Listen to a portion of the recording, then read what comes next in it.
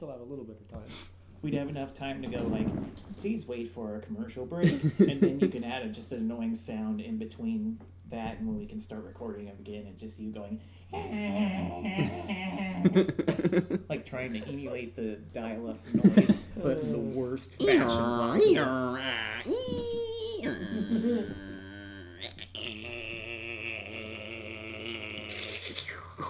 Now we return to our regularly scheduled program. We were sponsored by that, by the way. Oh, yeah. You cannot believe how by much internet they hate us. dial-up sound. Yeah, they're the only thing left in the world that would be willing to sponsor us. Turns out it still exists. They're really lonely. To our listeners in Brazil. They pay us pennies per podcast. Yeah. We do enough of these, they might send us a whole $1. Whoa. I don't think so. I don't think they have that much money. Yeah, that's true. They actually send us like a quarter of a penny per podcast. Yeah. We got to save up the quarters and then glue them back together. Uh-huh. Either that or just figure out how to divide It's them. actually probably more worth it to melt down the copper and recycle it. Well, You get more money that way. Pennies nowadays aren't made out of copper anymore. That's true. I haven't figured out how to make a percentage of a penny yet, but I'm working on it. They're called mills. Yeah. They don't exist anymore. Oh. Opa taught me that one when I was a kid. It's like, oh, you just bet somebody 10 mils, and if you lose, you give them a penny, because a mil is a tenth of a penny. Oh, okay. Yeah, That must have been they a don't really exist small anymore coin. because, who needs a tenth of a penny? Gas Oh, wait, stations. gas stations. Yeah. Why don't we ever get our tenth of the penny back? You Because- pay in cash. Where's our tenth of the penny? That's I want a- my mill. See, yeah. Well, actually, the 99-cent only store, it's actually the 99.99 only store, and they just round up. Oh, well. So everything's $1. Between Cheap that and gas bastards. stations, think about every gas station you ever gone to in your entire life. If you actually got that mill whatever of a penny, you might have a couple bucks by now, 30 years later. Yep. Yeah, that's true. That's why I wish stores would just That's a couple of beers. price Get in. at whatever, rounded to the nearest dollar or whatever, 10 cent, or instead of, it's $1.99. Why not just do $2? That's because it looks more attractive than just saying $2. If they see that it's big giant cheaper. 2, they go, "Oh my God, that's so much money." But if they see $1.99, they're like, $1.99. Oh, that's cheap. Yeah, I mean, it's stupid. it's stupid, but people are stupid. By the way, people are listening to the nerd ampersand dot things. et Nerd cetera. stuff, ... ampersand things. It's a podcast. That Neat. thing. Thank you. One day I'll get it figured out. By the time we decide to change it to something else, you'll One have day, it memorized. one day, somebody listening to this might actually figure it out, and then, Send us a shorter, more concise way of saying it.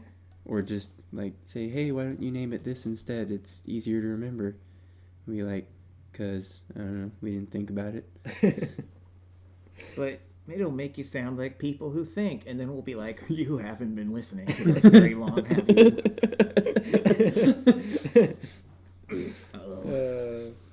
Hey, Jason, who are you?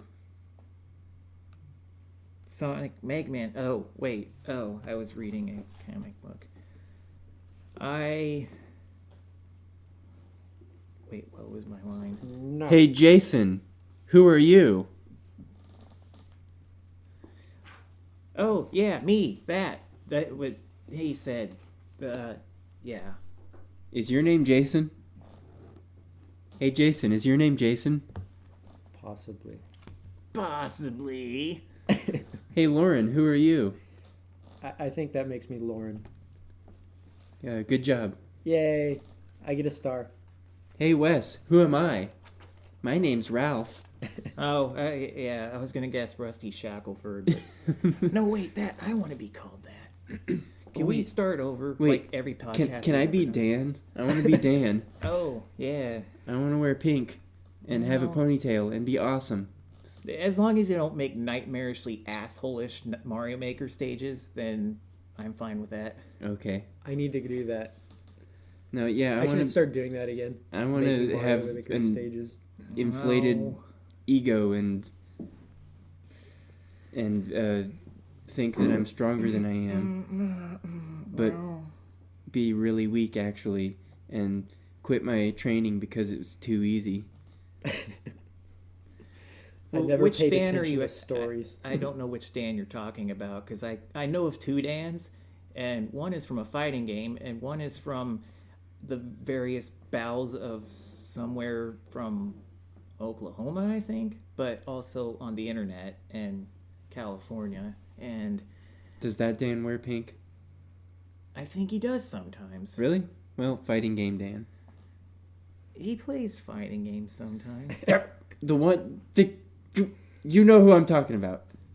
I never paid attention to any stories in fighting. You're talking games. about the Dan who doesn't make Mario Maker levels. Yes. But what if that But Dan you does make Mario beat Maker all levels? those Mario Maker levels. Maybe he does secretly. Yeah. But I know I haven't played any stages, so far I'm going to say no, Dan Hibiki does not make any Mario Maker stages. There is another Dan on the internet who seemed to spend the last couple years since a video game called Super Mario Maker came out. I got that game, and It's fun. I like. For making those who stages. don't know, in case you haven't played one of the best games that honestly have come out in the last several years for the Wii U, it's Super Mario Maker.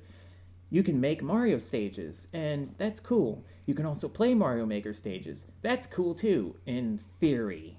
Yeah, you can make Lakitus that throw out chain chomps. But yeah, so okay, you're gonna find a lot of you can go online, play random stages. You're gonna find a lot of stuff made by like little kids or people who don't care or just screwing around or whatever. Like, oh look, it's easy, stupid stage. They start you. Oh look, I got a Starman, 10,000 1-ups. I killed a Bowser, and there's the end goal. Yay!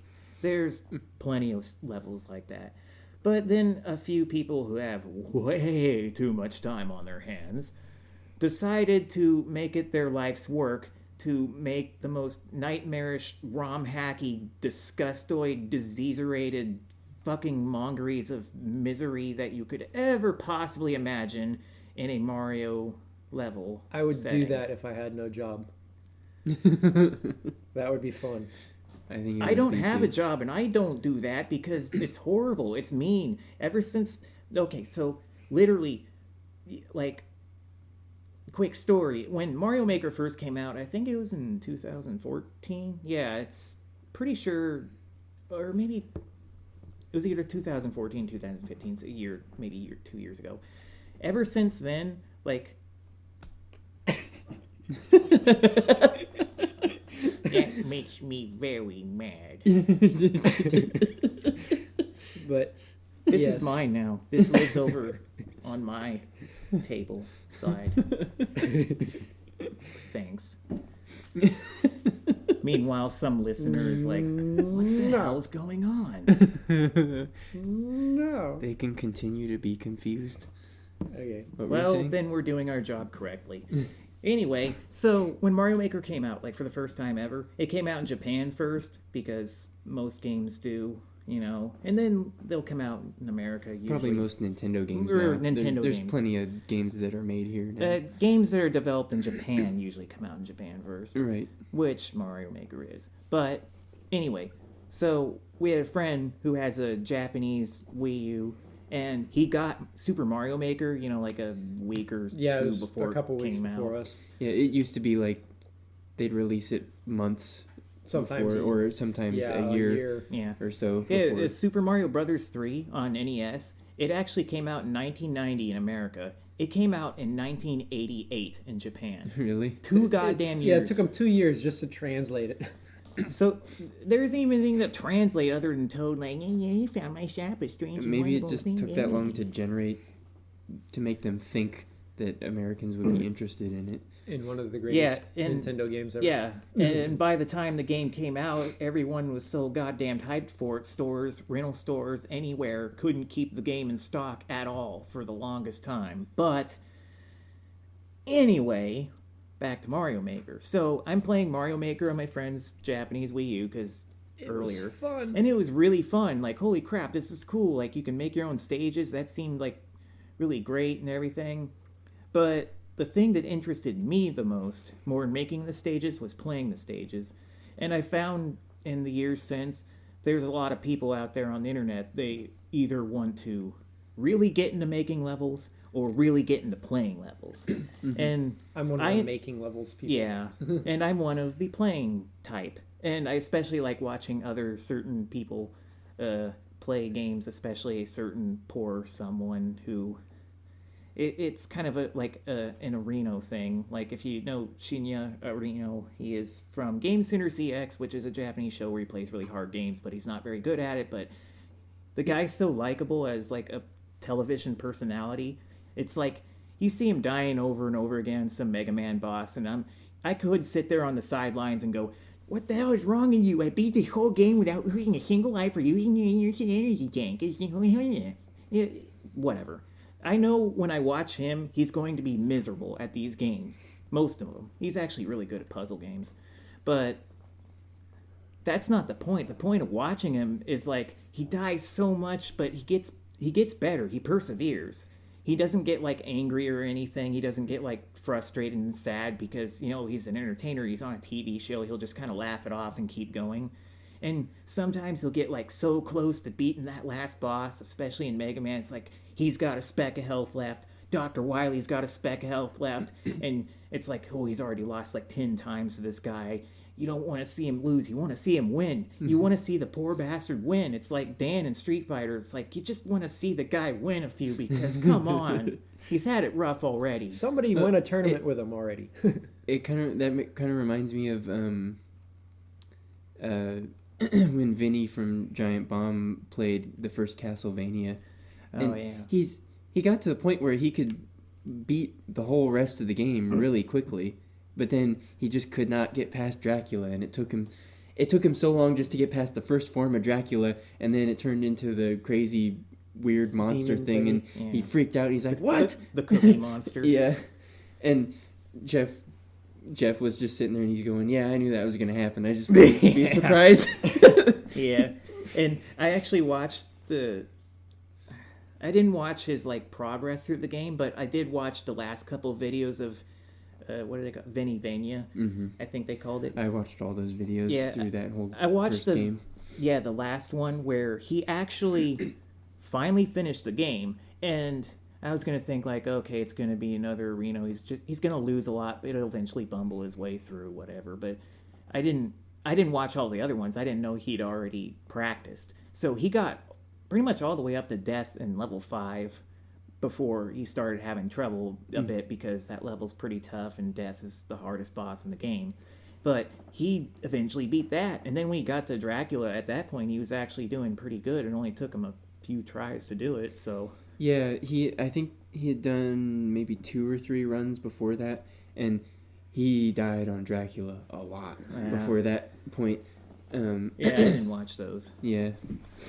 But that's why it was so exciting in that last video when he finally beat him. It's like, you just want to see them persevere and do it. It took him a long time just to get past the first form of Dracula. Yeah. You know. But, yeah, it is fun watching people play like that. I don't know. And like, there's plenty of videos where people play through a game perfectly. Yeah. And that's fine. But it's kind of fun watching somebody struggle through and then finally beat it. Yeah, especially if the person themselves is, you know, a likable person, an upbeat person like Vinny or Reno. Instead of an asshole. And you're just like, ha, look at you, asshole. Some guy who dies and he's just swearing this and that for 2 hours. Like, yeah, okay. Yeah. Like, it's fun watching someone keep a good attitude about it. It's like, all right, I think I can do this. And eventually... And it's always so close half the time, and then they finally do it, and you feel just as elated as they do, and it's just, it's fun. I don't want to be down on Brad of Giant Bomb, but because I like him.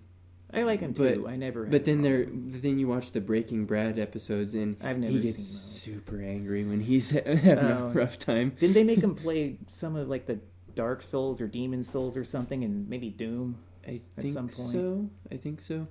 One of the main ones I remember. Oh, I don't even remember the name of the game now. It was some some first-person shooter, and it was something like one of the last areas on the hardest difficulty possible. I know which one you were talking about. It was one of the Call of Duties going through the It was a airplane. special mission that going special through mission an Call of airplane. Duty. He's going through an airplane. Yeah, Yeah. and I saw that, and I didn't see all of the whole time. That's he like spent a with that, ridiculous but level. I did actually catch him watching it live when he finally frickin' did it, and he just went fucking crazy, like, oh my god, I can't believe I actually did it. And it was cool because, like, I think Vinny, like, spliced in some kind of dramatic super music towards the end, and then everything just went insane, and it was like fucking party time, and it was like, Yeah. I don't even know what happened. It's still cool to see him beat it, but at the same time, he's one of the people that gets super freaking angry when he's having a hard time like that. Yeah, And that's why it's called Breaking Brad. yeah, which is a clever name in and of it. Like, if you can come up with that name, it's like, hey, Brad, we have a job for you. You got to play this game. Oh, okay. You got to do it on the hardest difficulty. And we're going to record you, and you're not allowed to quit until you win. I have to review something. Yeah, I think there were a few of them where he just like threw the controller and gave up or something. But Yeah. I've never watched any of those, but as far as, like, Mario Maker, anyway. yeah, back to Mario Maker. No, What? yeah. Tangents Oh, we were are talking fun. about a Mario Maker? But Hey, no, remember that like half an hour ago when we were talking about Mario Maker? Go ahead. yeah. So Sonic 3D Mario Maker was a game. No. Well, you can make Mario look like Sonic in Well, Mario Maker. yeah. Can you? Yes, you Yeah. use one of the amiibos. Yeah, you No. can use. Oh, there's You another use unlock- for the amiibos, huh? Yeah, and it's a power Turns up. out there is, but yeah, in Mario Maker you can not just amiibo, but they have tons of costumes you can unlock, and then you can like pick up a special mushroom. Like Mario looks like Hello Sonic Kitty or now. Link or I'm not even kidding. really, they seriously a Hello Kitty? I think so. Yes. I haven't Wow. played it in a while. They have an Reno one. You Really? can play as a Reno. And when he jumps around and like dies and stuff, he's like shouting his like catchphrases from the show and everything. And when he wins, he's like singing the win song along with the song playing. And it's so good. It's so fucking good. And I'm probably one of the few people in America that actually get the reference for a Reno. So it's like, oh man, this is so great seeing a Reno, where most people would be like, who's this Japanese guy? Yeah, I think that. Who's this Fox thing? Oh, it's the mascot of Famitsu magazine, but no one knows that kinda- but me. That kind of reminds me. I think the Mega. You remember the Mega 64 guys? Yeah. I think they got into one of the Scribblenauts games. Hmm. They put them in there. I never Yeah, they played did some any of stuff those. with Nintendo too for like their E3 presentations and stuff, didn't they? Yeah. Yeah, so yeah, seeing that stuff is cool. Anyway, back to Super Mario Sonic Blast 3D Mobile. But might as well get my point out of the way because I do have other stuff I want to talk about. Too bad. In Mario Maker, I like playing stages. And ever since I first started playing, way back before the game even came out in America, people were posting levels online from day one. So understandably, mostly Japanese people. And especially, even to this day, it's not weird to say that a good portion of the levels you'll find on Mario Maker, especially if you play on like hard difficulties, are made by Japanese users because they like to make really scary hard levels for whatever reason. I mean, I've played plenty of levels that are just disgustingly nightmarish from, all kinds of other people. It's just there's a good majority of Thanks, Giant Bomb. Yeah, thanks Giant Bomb. I mean, thanks Jason? Giant Bomb for all your wonderful content over the years. You made Jason waste But minutes no. of his life to beat levels. One certain individual took it upon himself, ever since nearly the beginning, to make progressively worse and worse Mario stages. Literally trying to be that guy, the horrible demon seed of the internet that wants to make the most possible worst levels ever. And I mean even worse than the Japanese people just making weird crazy shit, like legitimate terrors. Just make the hardest possible And thing to beat. the worst part about it is he wasn't doing it to like, aha, take that, everyone who has this game, you'll never beat my stage. And of course, him being well known, like amongst communities on the internet and in general. If you look at his levels now, his levels are super popular. They have like, a billion plays on them. Not that many, but lots and lots, like hundreds of thousands, if not millions. And out of that, maybe a less than a 0.01% beat those stages. So you'll have a stage of his, any random one, like, oh look, 678,000 people have tried to beat this level, and that's different people, not different plays, mind you. Right. Yeah. And out of it, only 13 people have beaten it. Great. And he has quite a few levels like that, and they kept getting worse and worse and worse. The whole reason for this, other than Dan is a monster, is that he was having a bit of a feud with another internet personality by the name of Patrick Klepek, who has since left Giant Bomb. They used to be co-workers. I mean, they're friends. It's not anything mean or whatever. But for a while, they were having, like, a friendly little feud over the internet. Like, Patrick was hosting a morning show, Mario Maker Mornings, which I don't think he does anymore. And it would be fun to watch him play Mario stages because, he wasn't too good at the beginning. And he's actually pretty good at Mario stages now, but just from playing him so much. Yeah.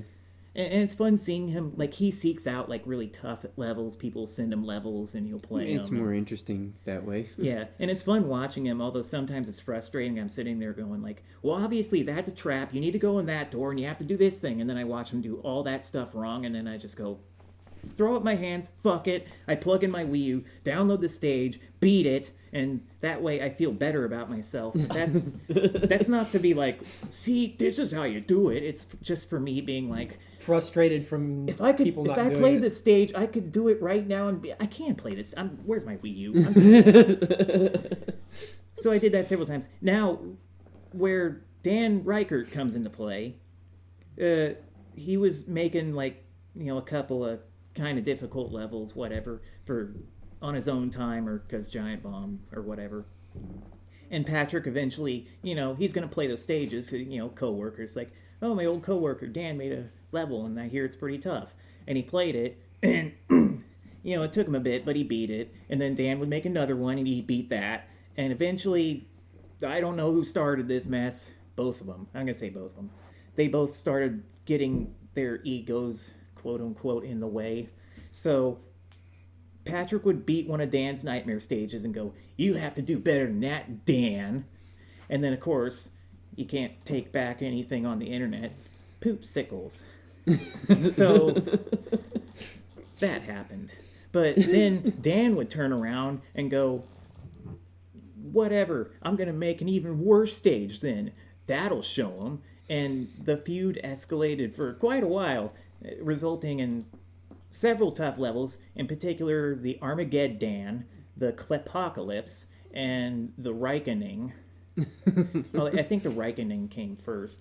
I mean, the one theme was like he always named the levels after himself or Patrick, which is funny. So yeah, the Reikening came out. It was a fucking nightmare stage. Then the Klepocalypse came out after Patrick eventually beat that one, and it was a worse nightmare. And then finally he made the Armageddon, and that stage was so bad.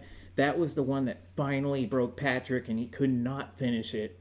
But, even though it was a feud, it was all for a good cause. They even, had some charities going for a bit, like, see if Patrick can beat the stage in 3 days or whatever, and people were raising money for it for, like, a good cause for, like, a cancer prevention foundation or something. So, like, good stuff came out of it.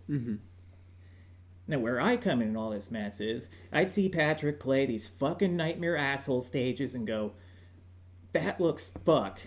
And then whatever monster possessed me at the time... You just felt like torturing yourself. Yeah, I felt like sitting there and playing these stages. And not just stages from Dan, like other people from either Giant Bomb or just hard stages Patrick would find in general online other times. I'd see him play these nightmare stages. I would sit there, watch him for a bit, and be like, it's kind of like where you're sitting over someone's shoulder and they're doing bad at a game, and if you get frustrated, you're just like, move, and then you grab the controller from them and do it right. Like all you backseat drivers. Yeah.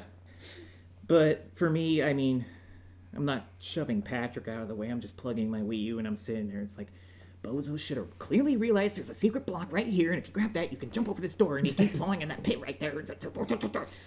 And I mean, maybe not that angry, but it's like I realize what I'm supposed to do, and Patrick hasn't yet. And instead of sitting there watching him bumble around for a possible infinite amount of time, I mean... You feel like beating it first and then watching him bumble some more? Yeah. But, I mean... Well, and plus, if you watch him actually finally beat it, then you're like, well, now I know what to do, and it's way easier. Well, I actually beat all those nightmare stages before Patrick Well, did. I know you did, but what I'm saying is if you had sit there and watched him beat it, You know what then you you would know supposed to exactly do. what to do, and it wouldn't Oh, be a challenge yeah, anymore, yeah, really. That's true, too, because, if I did that, then it'd be like, well, I know how the level's done, so, I mean, I could do it a little faster, I guess, but what's the point, you know? Yeah, exactly. So for a while, I had fun doing that, and eventually I just was playing all kinds of nightmare garbage stages, and it's kind of funny because on Patrick's channel on YouTube, when he would play a Mario Maker stage, he would post like the code level so, you know, people could download them and play them himself. And so sometimes I'd see him play a level, and he'd be like, okay, I'll come back this tomorrow and finish it or whatever. Well, by then, I've already downloaded it, played it, finished it, left a comment on Miiverse, and I think one level that Patrick was having a particularly tough time with, I think Jeff might have actually made that stage. Not only did I find it's not a glitch, let's call it a trick, that no one else in the world seems to know about, and to this day I haven't seen anyone utilize it, so I still don't think anyone else knows about this trick, so I'm not going to tell. DLD, secrets are fun. Yeah. Anyway, I was able to use it to not only skip half of Jeff's, not as bad as Dan's, but fairly nightmarish stage, but beat it in record time, and then, like, I think I left a post on it was either no, I think it was on YouTube comments under the video. Like, I think I posted something along the lines like, damn you, Jeff Gersman, this nightmare level of yours took me 15 minutes of my life, and I want them back. Because it did take me about 15 minutes, where it took Patrick maybe a couple hours. And when Patrick finally beat it, and then I think he looked through the comments, and he's like, typed something to the effect of like, what? There's no way you beat it in 15 minutes. And then below that, someone else, some other random person, posted a comment below that saying, I believe this guy beat it in 15 minutes. He beat one of those other nightmare stages they did in record time before anyone else in the world did. And then under that final comment, Patrick posted again, well, ladies and gentlemen, we have a monster among us. And at that point, I just threw up my hands and I was like, yes, Patrick, I win. Patrick called me a monster at Mario Maker. That's when you beat Mario Maker, when somebody calls you a monster. Yeah. And since then, I mean, they're always going to make Mario stages. They're always going to make them, you know, nightmares and stuff. But I've seen, like, literally as worse as it could possibly get, more or less. You can do different things, different levels, but, you know, different configurations of levels. But as far as the most sadistic trickery nonsense you can do in Mario Maker, I've pretty much bested it all. So yeah, I'm pretty much done with Mario Maker, and for a while I was probably number one in the world. I bet you haven't seen my idea for a stage. Oh yeah, I started working on it too. Really? Yeah. I don't think I ever finished it, but I started working on it. Basically, the idea is to have a huge, gigantic maze of nothing but pipes. And one pipe leads you to safety, but every other pipe leads you to a death trap that you cannot escape. Yep, no matter what, you die.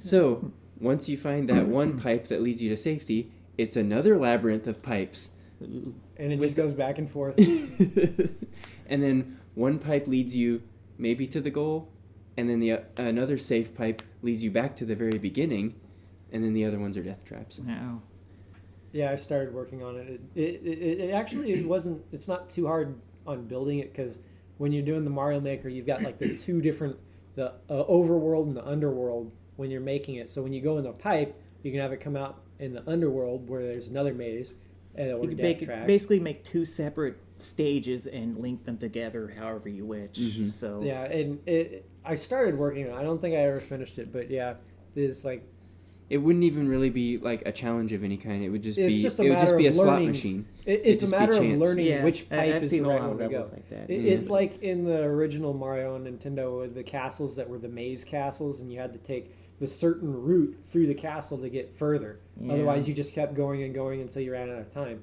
And literally, you just had to keep doing it until it's like, hey, I'm somewhere different. What did I do? I remember the first time I got through one of those, it's like, wait, I went up and then down and then middle, and hey, it changed. So that's essentially what it is, except with a lot more dying and a Yeah. lot less running out of time. Yeah, there's always going to be nightmare levels. Like, I think in the last podcast, previously during the investigation, it's only funny if you've played Deadly Premonition. Sorry. But Yeah, it's I a haven't really played good it. game. It's bad, but it's so bad, but it's so good. But anyway, so I mentioned the Games Done Quick marathons. They do 2 a year, and since Mario Maker came out, they actually devote an hour or so a block to playing Mario Maker stages. They have people like some of the more well-known like Mario Maker stage makers make like super nightmare levels, and then they'll like put them have some of the like good players sit around. They've never played the levels before, and then they'll like race to see who can beat these Who can nightmare beat it levels first first. and stuff like. They do stuff like that, and it's cool too because they obviously the levels get posted online, and then from there, like if I wanted on my Wii U, I could just turn on Mario Maker, download the stages, and play them. I actually have played some of them and finished them because they aren't that bad, I don't think. But You've seen worse. That's me. I've seen literally the worst. But And you're a monster. yeah. By the way, so yeah, that's fun. But I'll take this opportunity to announce my retirement from Mario Maker. So sorry, any future Nightmare Makers. I am done with it because honestly, Dan Reichert kind of sealed the deal on just nightmare bullshit. Frickin' crap ass stages. Especially the Armageddon. Like, Patrick at least was able to persevere long enough, even if it took him days. He finally beat the the Reikening and the Clapocalypse. The Armageddon, man, that stage is something different, and I don't even know if I could do it again. Good lord, it's mean. It's horrible. You should play it sometime. That sounds like a lot of fun. Yay! Yeah. Anyway, that's So this Armageddon, it's like a really nice, casual, fun gaming level. No, yeah, it's it's got all kinds of power ups. There's a Yoshi. Actually, yeah, I'm not even kidding. You get Yoshi, and you get it's Super Mario World, so you get like the cape and Starman and stuff. They're really in there. I bet they are somewhere. I'm not kidding. Uh, Anyway, that's Mario Maker for you, but hey, Wes, what have you been doing? Is it involved making of any iconic video game things and stuff? No. No. no. Well, what possibly could have you been doing with yourself? Getting my car fixed. Getting this new job going. That you should be starting pretty quick. Yeah. Reading this old book that was originally published in 1947, I think. 48, maybe. That sounds old. It is. I don't know. Not a whole lot other than that, really. That sounds like fun. Yeah. What about you, Lauren? Other than World of Warcraft, I've been playing Dead Island for a little bit because Wes and Patrick got me Dead Island like A long time ago. a couple years ago. Yeah. And I only just recently like looked at it and was like, I should try playing this because I had like an hour to kill, and it's actually really, really fun. There's some really weird things in it that are like, why do you do that? But yeah, I've gotten a little bit further into it, and it's obvious that they want you to play this co-op because there's areas, it literally says on the loading screen, this area was designed for more than one person, so you'll have a very hard time getting through it by yourself. And I just look at it and go, Xbox controllers have melted. I gotta go. because there's some points where it's like you're just walking through and it's like no problem, but then they'll do a thing like a mission or something, and it's just like, oh my god, what is going on? Why do you have this many enemies doing this thing? It's because there's like fast zombies that run up to you. And basically when I'm playing the game, it's like you see the regular zombies and whatever, and they come waddling up to you or sometimes kind of running, and you basically you learn to do is kick them, have them fall over, smash head in. And that pretty much works for most of it. When you get like one of the fast guys, you kick them, they don't fall over. So you got to kick them like 2 or 3 times, and then they fall over, and then you smash head in. When you get 6 of those fast guys running at you all at once, you're just like, fuck. Because there's no way you're going to knock them all over. They get up faster than regular zombies, so even if you knock one over, he'll be back up before you knock over the second one, or let alone the third. And it's like, crap. What do I do? Well, you die. Or maybe you toss a Molotov cocktail and hope you don't burn yourself in the process. But yeah, it's getting really hard really fast, and it's like, wow, it would be nice to have more people playing this. I don't like zombies, especially I don't even count. Okay, any like, and I don't know what it was for a while, like that. What was that? That World War Z movie based on some book, or I don't fucking know. For a while, it just seemed like when the media in general was really into goddamn zombies again for whatever reason, games, movies, what have you. A lot of them were doing that dumb trend like, oh, these zombies are fast or whatever, or they can like build a skyscraper out of themselves and then like eat a plane like a shark. Well, they're also the 28 days, 28 weeks, 28 months, whatever those I've movies. never even seen those. Those ones, actually, those ones aren't even zombies, technically. Because like in Resident Evil 4, they're crazy technically people. not zombies. Yeah, it's like they become, even though they're they totally become zombies. they become infected, like... And basically become feral things that just attack And people. sit around, make Yeah, Nightmare I Mario think- stages all day. I think I saw one guy in the 28 Days movie, he got infected by, like, the blood from one dripped into his eyeball, and then he was infected or something. Yeah.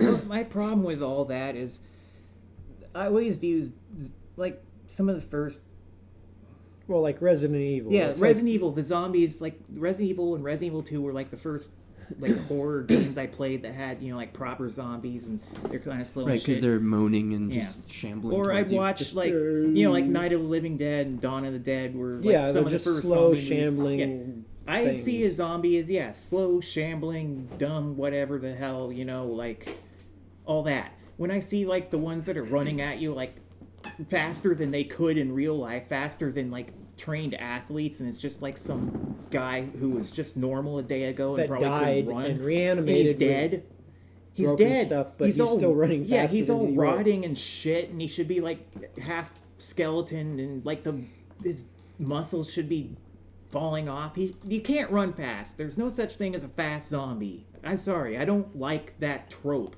And for the longest time, everything in the world had that trope. And I don't care about games that do that. I don't want to see movies with that, or I just don't fucking care. No, I kind of imagine zombies struggling against rigor mortis. Yeah, You know? Yeah, like they're fucking dead. Well, undead, but yeah, they shouldn't be fast. Well, I've gotten to the point in Left 4 Dead that they've got the exploding zombies in there that just want to run up and blow up on you and die instantly. Did they swallow dynamite before they died, but it was lit, but it didn't blow up until they happened? No, they get all bloated with gases and stuff that apparently just combust for no reason. Well, Whether you hit them or not, they just walk up to you and just... They combust when they feel like having them combust inside Yes, they themselves. become fleshy creepers. all those zombies had Thai food before they got infected. Mm-hmm. It happens. They're full of helium. It doesn't make I know. sense. It's just Something. I think they just probably wanted to have a variety of enemies in the Yeah.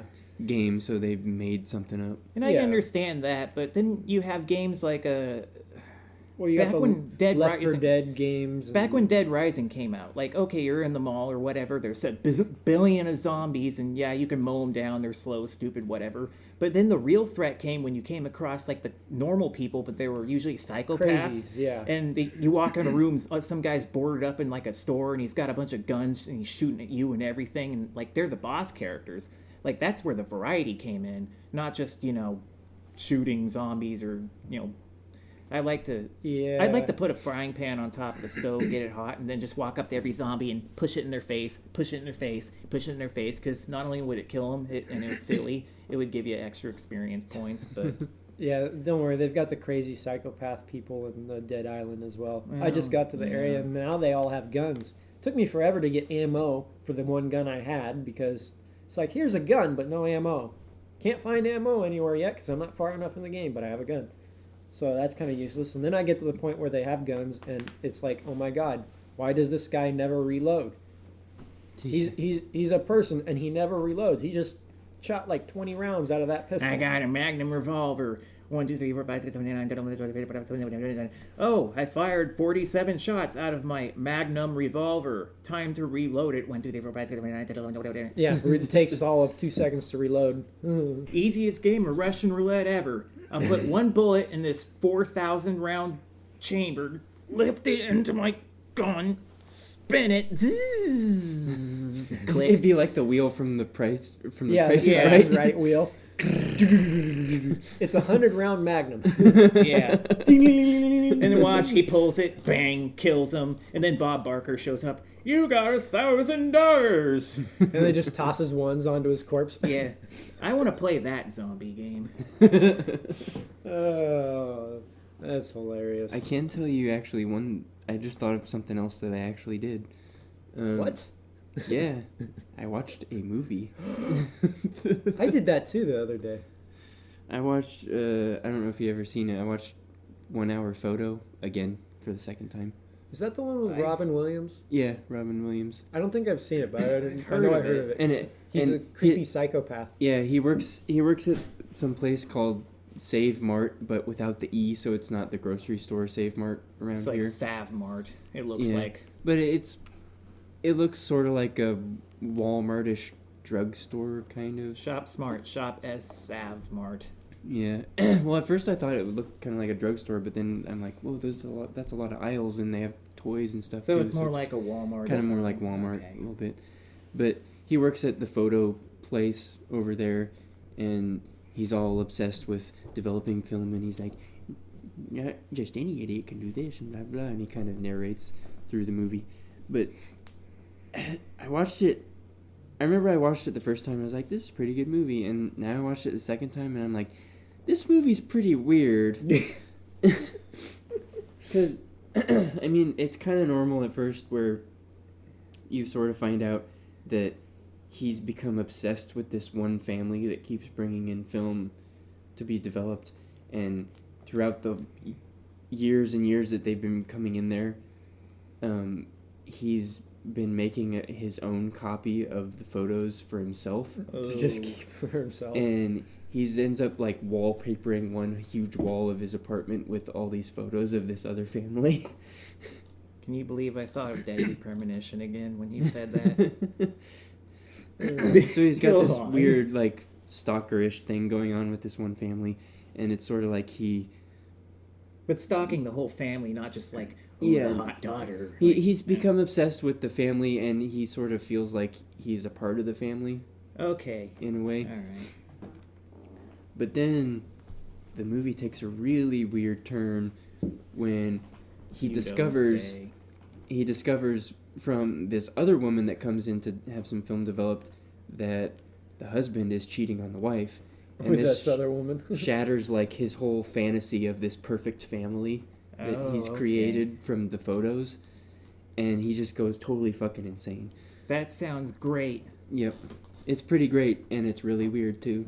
Well, yeah, it's weird seeing Robin Williams do anything other than a comedy, but he was a really good actor.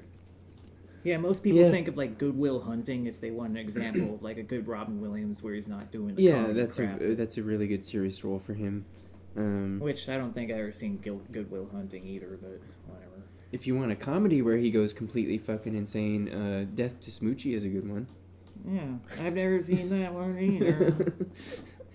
In that one, he plays... I mean, I've never seen Rain- all these good Robin Williams movies, but I watched fucking Patch Adams. What the hell? You should watch Death to Smoochie. He plays this guy that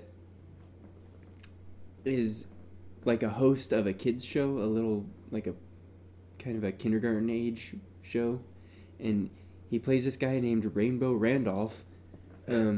But then I guess his ratings are dropping and they cancel his show. And they replace him with this guy he has like his homemade pink rhinoceros costume. Yeah, I remember And the he- rhinoceros Yeah. costume from like the commercials or whatever. This guy's like super poor and he just goes around to hospitals and plays a guitar with his homemade rhinoceros costume. And then they pick him up and they give him this really nice like Barney looking rhino costume. And they come up with this whole show around his character Smoochie. And Robin Williams is just like, he becomes homeless or something. And he's just going crazy and he's just obsessed with ruining Smoochie's show so he can get his show back. And one really memorable part is in the Smoochie show, he has this bag of cookies and they're all baked into different shapes and he picks one randomly and he pulls it out and he goes, "Oh, it's an airplane," or whatever. And they run around and are happy and eat cookies, or I don't know, it's weird. But Robin Williams is like homeless and he's cooking these cookies over a fire on some barbecue grill or something. And he's cooking like all these penis-shaped cookies. And he is able to steal all the old other cookies and then fill it with nothing but penis-shaped cookies. So he is digging around and he pulls out this penis-shaped cookie and he's holding it over his head and he goes, "It's it's a rocket ship! Yay!" And they start running around and they're all happy. And he's like, "Ah, it's not a fucking rocket ship! It's a fucking cock and balls! You idiot!" Man. It's fantastic. I need to see these better movies. You do.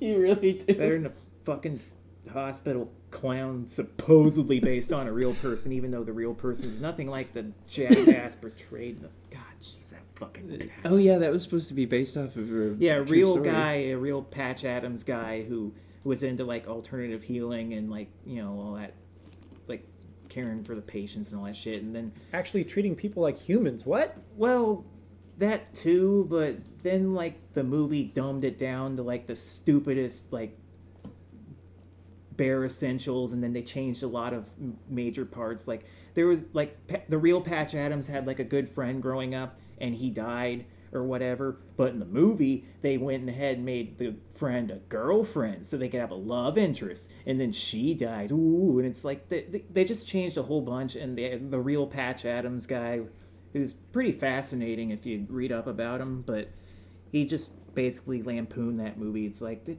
makes me look like a fucking bumbling retard because of how Robin Williams is acting. They took basic events from my life and twisted them to fit some Hollywood script because, you know, all that. It was a whole mess. And at the time, you know, years ago when it came out and I watched it on TV at a friend's house for some fucking reason, we were bored. I didn't really like it, or I was bored. I was just kind of watching it because they were, and I was like, eh. But then going back and later, and I think I watched a review on it online a few years ago, and being reminded about all of it, and then also viewing it through the mind of an adult instead of like a 13-year-old. I was like, oh yeah, that movie was really goddamn bad. Just why? Rest in peace, Robin Williams. You will be missed. Yeah. But I want to see those good movies, especially The Death to Smoochie, because Wiener Cookies sounds awesome. You know, he named his daughter Zelda, right? Yes. Yeah, he's a huge gamer. He played a lot of World of Warcraft. Yeah. Really? Yeah, I didn't know that. he was a well-known troll on one of the servers. He loved to get on there in the trade chat. He's one of the assholes on trade chat, just talking shit and making all these weird things and being a troll. Jeez. I might have even read some of them at some point back when I was playing years ago. Yeah, I don't really have a lot of time for movies. I'll watch one every once in a while. It's like, I think last week I watched Dark Crystal because we found it on DVD. And it's like, ooh, I haven't seen this in a long time, so I want to watch it again. So I watched Dark Crystal, and it was I awesome. want to watch again, too, because I must have been like 10 years old at the oldest. The Yeah, last time I saw it, which when is you're a almost kid, 20 you're just years. like, oh, this is cool. Look at all the interesting things. But yeah, I watched it again because there was like some thing posted online where it's supposedly it's in like the Star Wars universe because they used one of the mystic old guy, the forearm things in it as not the main character that is in the movie, but like the supporting ones at the beginning, the good guys, as like a Jedi in the Clone Wars animated thing, which I've never watched. But Yeah, apparently I've they seen a used little one in of it. that, so it's technically in the Star Wars universe. You know, if you look in the background during the pod race in episode 1, you can see a couple of the ETs back there. So it's in the Senate. They've got their own little thing in the Senate. Yeah, But yeah, apparently George Lucas and all of them were like Jim Henson and Jim Henson, George Steven Lucas, Steven Spielberg Spielberg, are like super close they friends. collaborated a lot. So on stuff. they like to use all their things in the other movies, like in E.T., where the E.T. guy sees a kid in the Yoda costume and recognizes him. Yeah, so I watched it through those eyes, looking at it, and I'm like, huh, that is a lot. Kind of like them using the Force with the way they do things and stuff, and it's like, huh, I could see that. But then I was also looking at just like the background and stuff. What they did for the movie is insane. What Jim Henson was like. All the sets, all the like, stuff even the he stuff created. I vaguely remember, like the sets, all the puppet creatures. Like there wasn't a single live human being in the whole movie. It was the first movie ever live action with nothing but puppets, and they're all fucking amazing. Yeah, Yeah, it's awesome watching it. I did watch that movie maybe a couple years ago, but yeah, I don't remember any details, but I do remember the puppets were really amazing. But yeah, I was looking at it and just looking at the backgrounds and thinking of like what kind of world this would be for things to evolve to be the way they are. There's like plants that literally get up and move at will at a fairly fast rate. So it's like this has got to be one hostile ass planet where even the plants need to move on like short notice. So this is like some really weird, freaky planet that they're on. And there's like 3 suns. So that's like even more weird. Or maybe they just developed, the plants just evolved in a different way instead of like evolving to be poisonous or something like that. They evolved to where they can just uproot and run away instead. Something. But yeah, it was really kind of cool to go back and watch it again as an adult and think about all these other things, like how it would have gotten to be the way it is on that planet. Yeah, like for me, like the Labyrinth, Dark Crystal, all that stuff. Like especially, even the original Star Wars movies. Whenever there's like crazy puppetry, usually Jim Henson stuff. Like as a kid, you just look at it and go, "Wow, neato stuff." And nowadays, if you were to see something like that, it would most likely all be CG because Hollywood sucks. But It's more cost effective. yeah, It looks better because nowadays- it's CG. God damn it. But,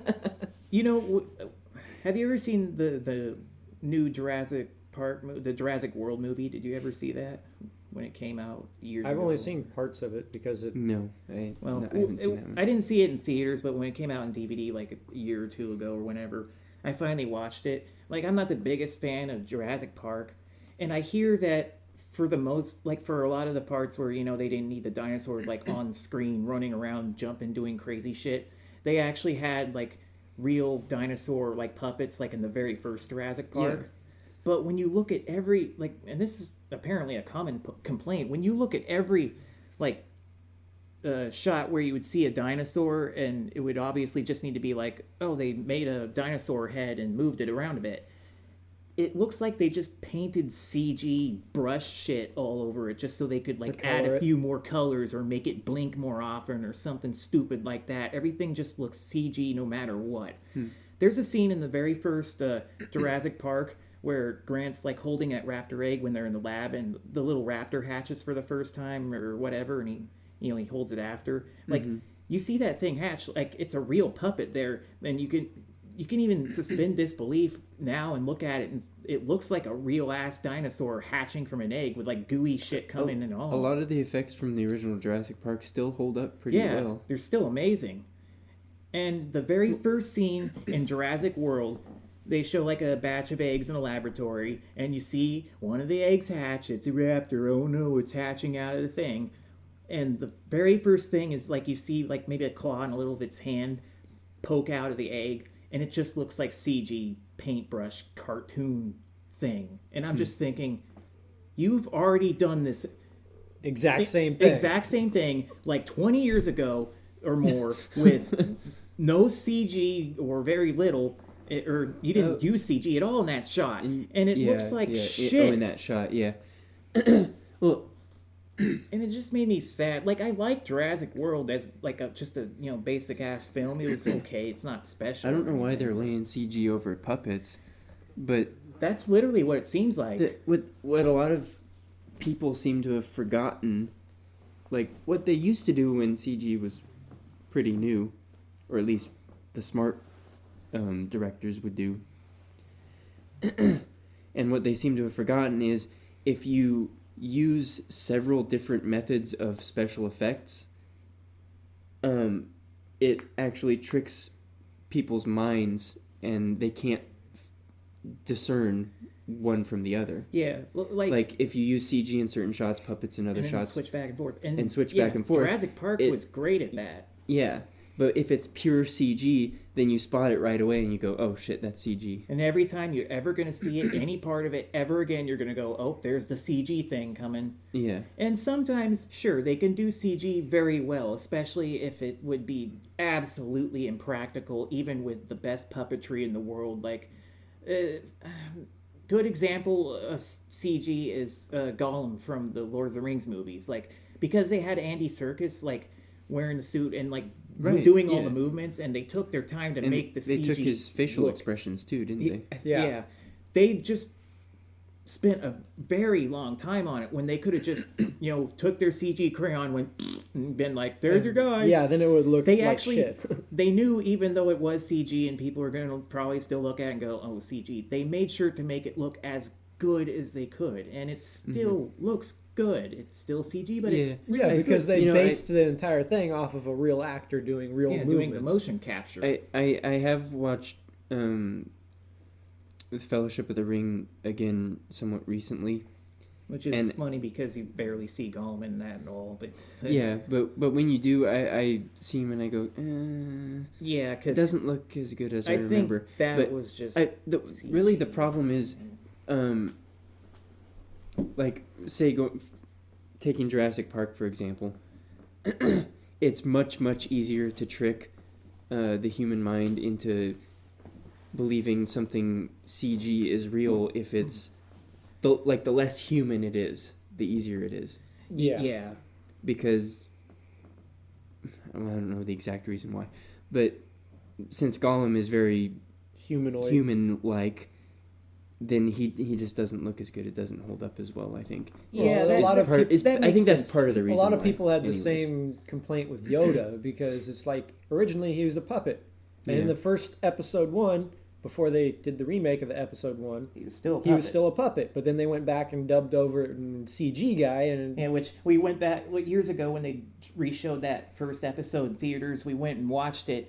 like the 3D version or whatever, which was barely 3D. That doesn't make sense because all he's doing is riding around on Luke's back the whole time, basically. No, this is the episode one. Episode 1.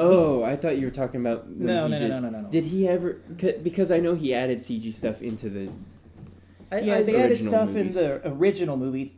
I don't Yoda think- is not a CG thing in the original movies. Okay, Yet. Yet. Just wait for it. Yeah, I don't well- want it to happen. It probably will. That's what I've only ever seen CG ruined versions of the original movies, unfortunately. If you want to And- watch the and I originals, We I have them the on DVD. VHS. Okay. And well, VHS, but DVDs also. I would like to, but I knew when I had seen them, Yoda was not CG. But when you said that, I was like, well, maybe since then he's made him CG. No. So what I meant was in episode 1, like the Phantom Menace, the one everyone hates the most, the newer one. Because of Jar Jar. It's like, Well, well, he's mostly, yeah. annoying, but it's still good. When you see Yoda in that, it's not very much throughout the movie. He's just in the council. He's just sitting in his chair with the other council Jedi. he wasn't having to do anything. He doesn't have to do anything, and they still made him a puppet, and It- like by Frank Oz or whatever, doing the voice and movements and stuff, I guess. And you looked at him, and go, "Hey, cool, it's Yoda again." Now, years later, they reissued that movie to theaters with like some minor 3D effects with 3D glasses, 3D. Yeah. It wasn't anything special, but some stuff popped out more than others because there's a lot of CG in any way that they can just make 3D-ish, and the rest look like billboard people in front of billboard houses. But anyway, we watched it, but when they got to the limited parts in the movie where they actually showed Yoda, they replaced him with fucking CG. And at that point, I was just like, okay, I don't really like this movie that much anyway. No one really does, but god damn it!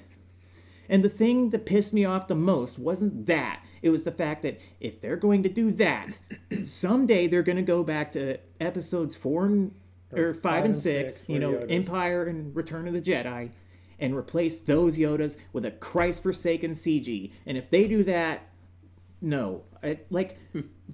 Frankly, the special edition stuff for the original Star Wars none of that stuff really bothered me. The additions, they added in some cool stuff. They added in some cool stuff. They added in some annoying stuff, but Like making Han shoot second, which is stupid. yeah, but there's some good things there, some bad things, whatever. Some people don't like the way they changed the ending music at the end of Return of the Jedi. I kind of like the It was special stupid editions when they ending. put the third, But the then newer.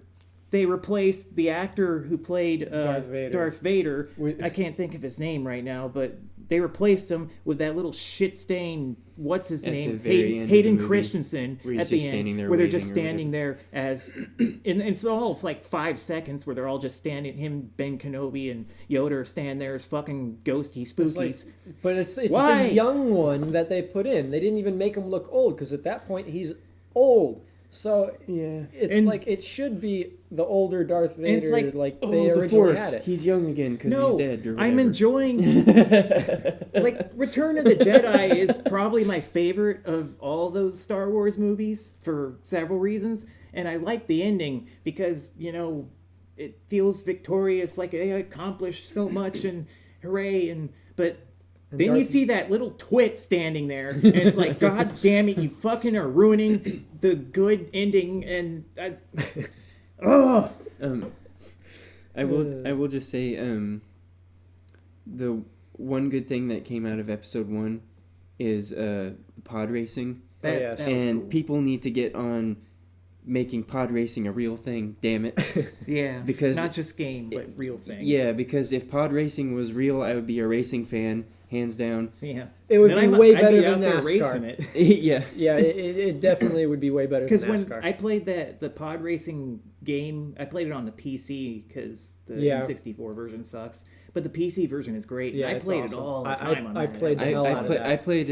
I got to play an arcade version of the pod racing. Man, that would have been cool. Because you get to sit in the little Yeah, in pod. like a cabinet thing Yeah. and turn the and, doodads. yep, and you have the levers. Man, and that'd be everything. so cool. It's great.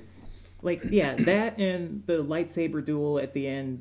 That Those was were the really two good awesome. parts. I love the lightsaber duels in the prequels, and everybody's like, "Oh, those are horrible," because they're doing all this fancy. They're trained in the Force way better. This is than how they Luke would ever actually was.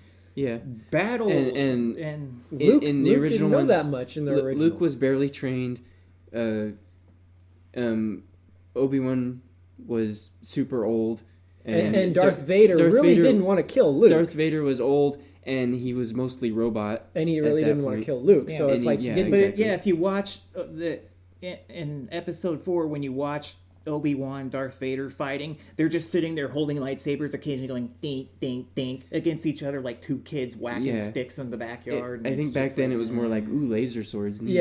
Yeah, they weren't thinking about like choreography or any of that shit. Yeah, they didn't do like this Alec big Guinness was an old guy even back then. They're not going to have him fucking doing backflips or anything. Yeah, because back then they would have... They didn't I mean, they did CG that to with do it. Christopher Lee, but Count Dooku, but that's because they could CG that shit. But, exactly. although part of me wishes... They'd have to get like a stunt guy. That or would have been something. awesome. A part of me wishes Christopher Lee actually did that, like That crazy would have been jumps and awesome. shit, but just have him in this wire harness and flinging him around.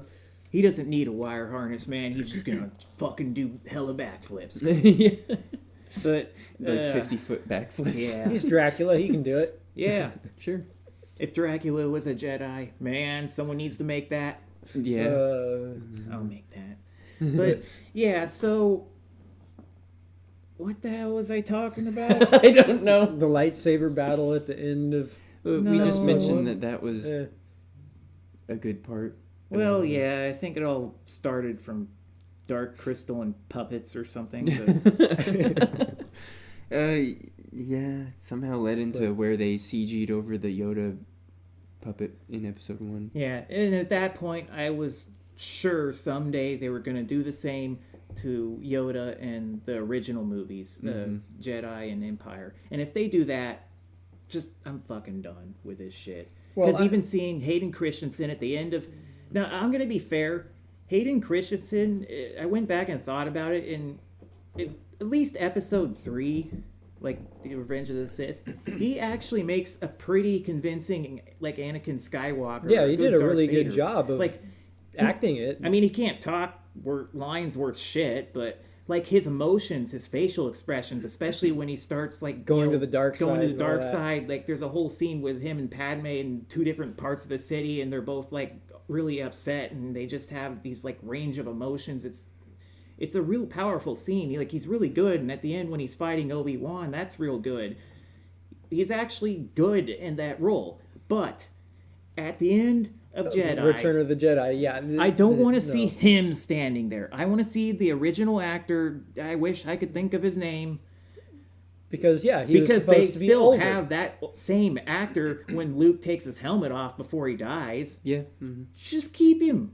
And if you'll permit Yeah, me, that'd be pretty Oh, bad yeah, if they they CG'd CG'd his his- face onto the actor at If the they very do end that- when he pulls his helmet Oh, off. God. if They'll they do it. that, They'll do it. I'm going to kill someone. if they We've do planted that. the seed even if they haven't thought of it Damn it, just- themselves. Sorry, world. Well, We didn't mean it. Hopefully Who knows? Disney never Who- hears who- our podcast. Who knows? Maybe Disney doesn't want to have anything to do with that now. Yeah, and because it was George Lucas that did all that shit in the first place. Yeah. Yeah, maybe more than Disney likely will be Disney smart would enough care just to less. leave it alone. They probably just care They less. can They're- focus on their new fake universe, their Yeah. new alternate, second, fake, wrong, beta, Not alpha, canon. crappy, not canon, shit, dumb, sell more action figures, doofus universe, and leave the very long, expansive, intelligent, good universe alone. Yeah. But anyway, again, it's funny because when they first released the special editions of episode 4, 5, and 6 on, after they showed them in theaters, they released them. We have it on VHS along with the originals on VHS. They had the different ending in Jedi with the different music and stuff and all that, which I actually like the different music better than the original because it was just kind of blandish, and the updated music was more. It felt more like victory music, I guess you could say. I like that. Some people don't. I like that. But when they show Obi-Wan and Yoda and Anakin standing there, it's the old actor that played Anakin for the brief moment, whatever. And then they ruined it with the special edition DVD that we have now by adding Doofus in there. I wish I could just cut and paste the parts of Here's the movies parts that you I want. want, and leaving out the rest. Like in episode 4, I'll leave in the part where Han talks to Jabba in front of the Falcon because that wasn't originally a film scene they wanted to have in. Yeah, they didn't have they time just didn't money to have put Jabba do in. Jabba because originally they thought Jabba was going to be this big hairy guy, kind of like Chewbacca, kind of like a Really? Wookiee. And we've got the deleted scene where you can watch what they originally did, and that's why during that scene, if you watch it, and Han Solo does that weird little CG step, is because Where he like walks behind him. Yeah, you can walks- actually see steps him on his tail. sort of shift behind him a little faster than he would be walking normally because they had to move Han where he would end up normally, but Jabba is bigger than the stand-in they had, so they had to move him around. And then they're like, "Oh wait, Jabba has a tail; he can't just So walk behind him." they So had him step They had on- him step on his tail, which but- solved the problem and made it funny. Yeah, it made it hilarious that he steps on Jabba's tail. But when they originally filmed it, they weren't planning on that. So you just watch him walk behind this thing. So that's why there's this weird little CG thing because they had to make him go, oh, well, he's going to step on his tail here. Right, So we they had got to kind of yeah, jog add, him up a little yeah, bit. they had to add that in. And with one other CG. thing So about it looks that- funky, but it's an awesome scene. Yeah. One other thing about that scene too, at the end after Han's convinced Jabba, I'll pay you a little extra, I need a little more time. Jabba's like, okay, let's go. And then Han says, Jabba, you're a wonderful human being. And it's funny because it was probably going to be an actual human, or maybe a fat something, but since it's Jabba, Humanoid at least. yeah, humanoid at least, but since it's Jabba and Han still says that because that's what he said Yeah, it's like originally. he's insulting Yeah, him. it's kind of an insult, just like, Yeah. Jabba, you're a wonderful human being. And Jabba's just like, let's go. But yeah, Yeah, I mean, it's- it's in his it's- character. It sounds more. Yeah, he's just being Han Solo. He's being this Yeah. Snarky, but, yeah. So, my ultimate point is, if I could take the parts of episodes 4, 5, and 6 that I liked, They're special original, edition or original parts, and then and cut and cut 'em combine with which the ones newer I stuff want that they together, did. I would take out stupid Greedo shoots first thing. Just leave it in where Han just fucking shoots him. Yeah, because that's the whole reason Fuck Greedo 'em. misses, because Han shoots him. But then I'd leave in the Jabba scene because that's pretty important to the story. They originally Yeah, they recorded it it years was a ago. little It's not bit like of they brought backstory back for Harrison Han. Ford later. It's like, hey, let's make this and other CG scene. young face yeah, on CG it. young face over him. You just see like like they a did in 50-year-old. that, like they did in that freaking Tron movie. Yeah, that was weird because you see, I never saw that movie. I mean, they tried to keep his face like in shadows and whatever. You mean when Jeff he's supposed Daniels? to- Or Jeff Bridges? What is his name? Jeff Bridges. I never saw that movie or the original. I've I've seen the original. it's been but forever I'll since never I've seen get the The, original. but the original's kind of boring, I thought. it's been too long since Some I've people seen like I it, some can't people really hate it. remember. That's all I understand. Yeah, I mean, it's a cool idea, but there's some parts that are really slow. Yeah, it's Um, just one of and those cult. I classics. enjoyed the second one, but I don't know. It just didn't feel the same, and the CG Jeff Bridges face was weird. Like they tried to keep him in shadow and stuff when it was the CG young face on there, but you could still just be like CG face. Yeah, and that's the one thing I will give the Force Awakens, the latest Star Wars in new Faco universe, is since they brought back like Han and Leia and Luke, they are probably roughly as old as they would be if they had, still been using them to this point, basically. Yeah. And in the books, they would be about that old. Their kids would be, adults and Jedi or other things by that time. But yeah, it's, whatever. They can only do so much with stuff, but it sure is cool seeing neat old puppets and stuff. Yeah, And it's just too bad we won't get that kind of craftsmanship anymore because most people opt for CG. well, the one time I liked the CG is like the CG Yoda is the episode 2 where he's doing the fight with Dooku, because you couldn't possibly do that with a puppet. CG's fine, but but it would be impossible otherwise. yeah, but it was still an awesome fight scene. It's just, I think it's important for them to combine CG with practical effects. Yeah, It really like is. in the first Jurassic Park, like the scenes where like the children are getting chased through the kitchen by the 2 raptors. Yeah, sometimes they're CG and sometimes they're just you just see like the puppet claws like going along the ground, but they mix them so well you can't really tell. Or they'll have a CG raptor running while a real puppet one pops up from around behind Yeah, something like the that CG doesn't one's in have the to be. background running around, but then like the real one is like closer moving, and they do stuff like that. So you don't, even if you're like trying to pay attention to it, it would be hard to do so. And yeah, that's clever. I agree with that. There's one. I wish I could think of his name, but I'm terrible with names for the most part. But there's one director where he uses practical effects whenever humanly possible. Like, he does not want to use CG effects at all if he can help it. Like, he did Eternal Sunshine of the Spotless Mind.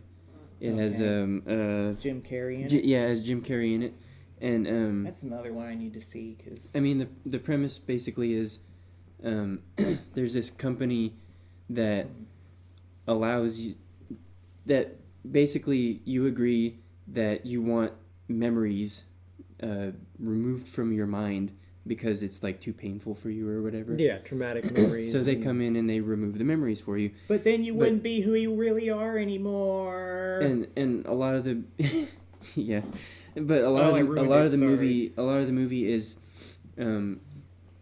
he is unaware that this is going on at the time, and it's him inside of his mind, and memories are being removed, and it's him experiencing them being removed, and it's crazy and weird. But there's this one scene where he's talking to himself, and it's one shot the whole time. It focuses on him over here on one side of the room, and then it pans back over, and he's on the other side of the room. But there's talking to his other self. There's no CG. There's no cuts. It's like, how did they do that? You find out in some of the behind the scenes stuff that there's this little secret passageway behind the stage wall in that staged room or whatever, where he's over here and he doesn't have a hat or he's got a hat on or something, a beanie, and he's talking to himself, and then as the camera's panning back over, he's dashing through that secret passage to the other side of the room, and then he like takes his hat off and he's like, then he starts acting over here as a different version of himself, and then he's running back and forth like 10 different times to do this scene in one shot. Yeah, and not only is that impressive in of itself for like camera creativity and all that stuff, but it's impressive for Jim Carrey to keep the acting up. He's not like out of breath by the end of it or anything. Yeah, so exactly. You don't know. Yeah, that's really smart. I think there's maybe two scenes in that movie where they have to use CG. But otherwise, it's all practical effects. Nice. Yeah. That's pretty cool. Yeah, it's some amazing stuff. Yeah, some movies are some do it really well, and some of them have like great ideas and then just do it horribly. Yeah. So there's good and bad, but yeah, I usually don't have time for movies. What if you got paid to see every movie that ever came out ever, and then you'd have to sit in a car or something afterwards and talk about it and do a camera and see 5 movies a week on average? I think somebody's done that before and is still doing it. If I didn't have to work a 40-hour job and still made as much money as a 40-hour job, I would sacrifice that. Yeah. That's like 10 hours a week that you'd spend watching movies, and then maybe an hour or two talking about it. I mean, after watching a lot of that's like 20 hours of video, work. Let's say, it makes me wonder how he can even put up with it, because I think I'd go crazy, especially since he has time to do other internet stuff. Yeah. I guess he just loves movies that much. Yeah. Yeah, I'm more of a music person, but His name rhymes with Rad Bones, in case anyone's wondering. His name is Brad Jones. Oh, now he's going to yell at us on the internet for letting people know that they should watch his videos. I'm sure that he will. Speaking of internet personalities, I saw something cool actually today. Like literally just today. Like, okay, so Game Informer, which is a magazine that's been around forever. It's a magazine. It's like a computer screen that's made out of paper, and to see more of it, you have to like turn the paper to new parts of the paper. That seems complicated. Yeah, I'm confused. That's like work. Anyway, What's paper? it's like a tree but really thin. Oh, How do they grow it? Those have got to be some small trees. yeah. Okay. Go on. Game Informer Anyway, magazine made out of paper. Game form, whatever. They talk about various crap. Sometimes they'll talk about stuff on the internet. Now, for today, literally, What's the internet? I still don't know to this fucking day. I don't know. Magic. The what internet is the is. best and worst of humanity Is it mixed magic? into one. That sounds about right, all of that, what both of you said. But yes, so I opened the page and I'm like looking at some of the crap in it, and I see an article on one Smooth McGroove. What's an article? A story, but about not weird people who die and then become death, or metal hedgehogs that want to hurt non-metal hedgehogs. Okay. Anyway. Smooth McGroove. Yeah, he's Yeah. a cool guy. Yeah. So okay, for those who don't know, Smooth McGroove, which is his like YouTube, internet personality handle name thing, whatever. He does a cappella singings of like video game music from lots of franchises. His favorites are like Zelda and Final Fantasy, but he'll do some other songs recently. Like recently, I watched a A1 Patrick Klepek play through all of Undertale, which was an RPG that came out last year, and a really good RPG, so much that I want to play it, even after having seen him play it. Uh-huh. Primarily because I spent half the time shouting at him to when he was failing puzzles or missing important items, and I was like, "No, go left, you idiot!" Ah! But I mean, he finished it eventually. But like, one thing in particular about Undertale, the music in it is fantastic. So it like got stuck in my head, and then like I looked around on Smooth's playlist because he has hundreds of songs by now. He's been doing them like every week for years. And he's got like something like 1 billion subscribers. But anyway, he actually does like some a cappella tunes of Undertale music too, which is awesome. But so it was really cool to see him like get an interview in like an actual printed magazine like Game Informer. Yeah. It's like he's gotten popular enough that they actually like gave him a little article, asked him questions about stuff. And it's funny because some of the questions I actually knew his answer to them, because sometimes I would watch him like live stream a game, like, oh look, he's playing Super Mario Brothers 3 on Twitch or whatever, and people are like typing crap to him occasionally. He'll read the comments, and I think I typed more than several occasions about various hidden items that he was going to miss. It's like, no, there's a 1-up over there, and get the 1-up, man. But anyway, he's a really cool dude too. Like just listening to him talk about stuff and things. Yeah, when he's just sitting there playing a game, he just starts talking about stuff. Because I mean, during his songs, he's just singing. And the interesting thing about his singing, like he's not only singing the song, he's singing each individual part of the song, like the drums, the bass, any of the lead parts, and everything. He records each part separately. Each part separately, and then he combines them all into one perfectly synced thing. And Yeah, it's that pretty alone awesome. is a monumental task, but he makes it look super easy, and I'm sure it's really hard, but it was cool seeing him in the magazine and being like, wow, I'm glad Smooth's getting like even more recognition, because he's a really cool guy and people should check him out. Smooth McGroove, YouTube, come on. That's the address. That is cool. And also, one last thing I wanted to say, which is kind of funny. For the longest time, I didn't even know the guy's real name. Smooth McGroove. Yeah, I always called him Smooth McGroove. But they, in the magazine, they just wrote out his real name. It's Max Gleason. So, Okay. like, I could have typed and asked him, hey, what's your name, man? And it's like I didn't want to be rude or prying or anything. I didn't care. Or be a creepy stalker, Or be like a creepy stalker. Frank. Frank, Yeah, none I of your mean, he business. could have made anything up anyway, but whatever. He's cool. He's got a cat named Charles, I think. Oh, yeah. It's like a black cat. You'll see it, and he'll like pick up his cat in a lot of videos, and Yeah, like it's pretty hold him. hilarious. Really And, mellow cat. yeah, I really love listening to his stuff, and it's great seeing him get some recognition. So that made me happy today. Neat. I went in a cornfield today. And there I met Max Gleason. Holding Akbar. Yeah. Was he drinking white or black coffee? Red? I don't know. But when he heated it up, he pressed the popcorn button. Popcorn. There's a lot of good stuff on the internet, apparently. But There's a lot of bad stuff, too. But yeah, well, it's mostly some of bad it's stuff. good. And then some good stuff.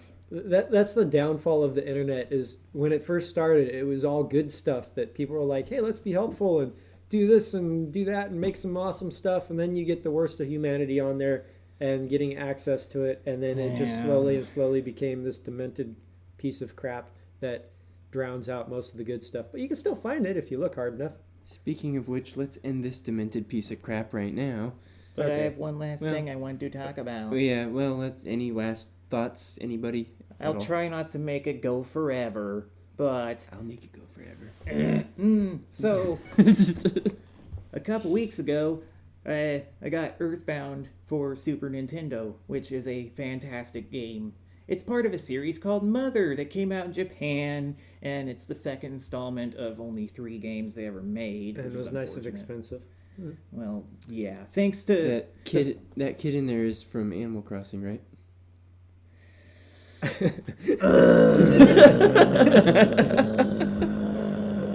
don't think so.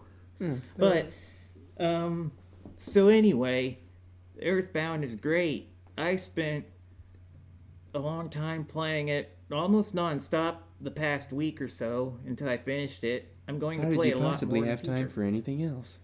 Gee, I don't know. It's like I don't do anything all day or something.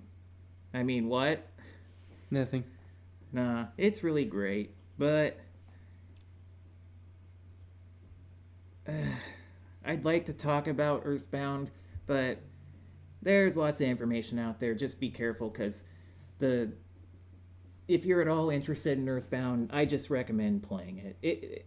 Earthbound actually was a big influence for Undertale, which came out in 2014 or whatever. Earthbound came out like 20 years earlier, but they share a lot of the same conventions. It's an they're both RPGs, but they break the mold of, like, anything you'd think about an RPG, like, oh, I kill monsters, go through dungeons, get better equipment, this and that, la-di-da. Like, both of those games, in their own ways, and sometimes eerily similar ways because influences and all that, they do a lot of stuff to break the mold. Like, in Persona 4, at the very least, like, when you're running around dungeons and you see a shadow, like, you can avoid it, you can sneak up behind it and, like, whack it and get a free opening attack.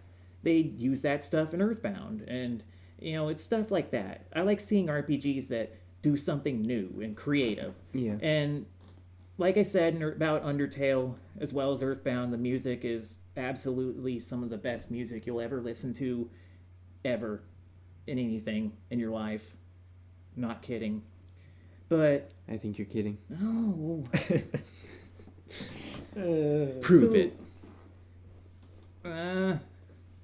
Well, there's this man who sings a cappella music on the internet who might give you a few good examples. I want you to prove it by right here, in front of this microphone, to our entire audience of maybe two people, to eat your shorts. I think it's one person right now, but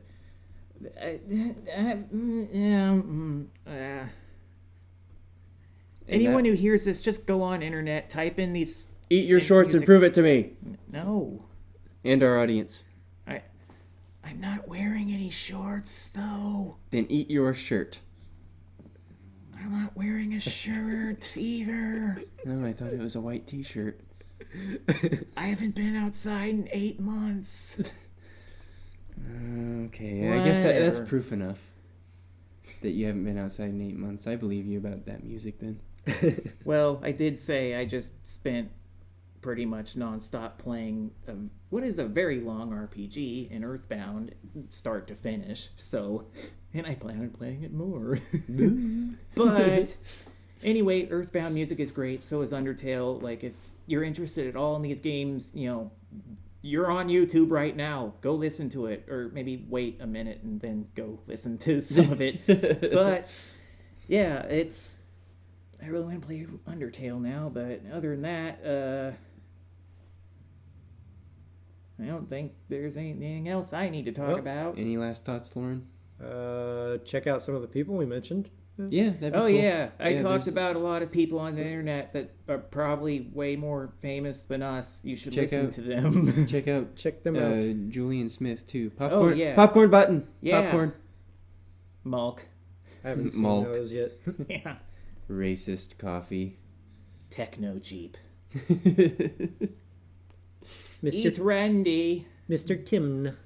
Mr. Tim. With an N. Anyway, I'm going to listen to it on my car phone. Probably a good podcast right there. Yeah, my brain is empty now, so... All right. Bye, everybody. Bye. No. Wait, hang on a second. No. My brain might be developing an idea. No. No.